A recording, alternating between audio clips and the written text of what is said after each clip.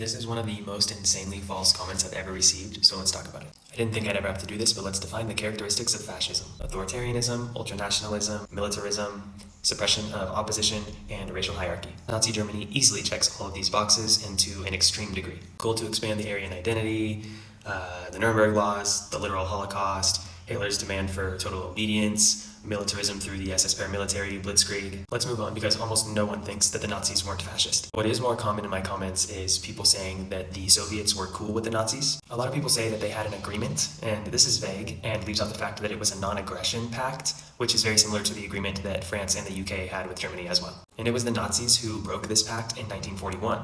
Stalin also warned of the Nazis being a global threat all the way back in 1933, and then in 1939, the Western powers declined an alliance with the USSR against Hitler. And not only did the Soviets call him out as a threat all the way back in 1933, they also sent aid to anti-fascists in Spain from 1936 to 1939. And like I said in the original video, the USSR is responsible for over 80% of Nazi casualties. Quick side note, people love to say that communism is responsible for killing millions, and always included in that number is the Nazis killed by the Soviets. Let's talk a little bit more about the Western hypocrisy though.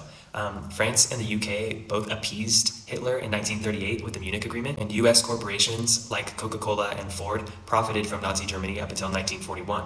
Similar to US companies and Israel today. I also want to touch more on how absolutely crucial the USSR was in defeating the Nazis. It's true that the big blows delivered by the US at the end of the war were vital, but the Nazis lost 75% of their soldiers along the Eastern Front fighting the Red Army. And without the Soviets wearing down the Nazis for 3 years, it's likely that D-Day would have failed. The Nazis would have had 3 times the resources to deal with the West had it not been for the Red Army. I can dive a little bit deeper into this aspect of the war in future videos, perhaps discussing what the European landscape could have looked like had it not been for the Soviets preventing the Nazis from seizing more territory.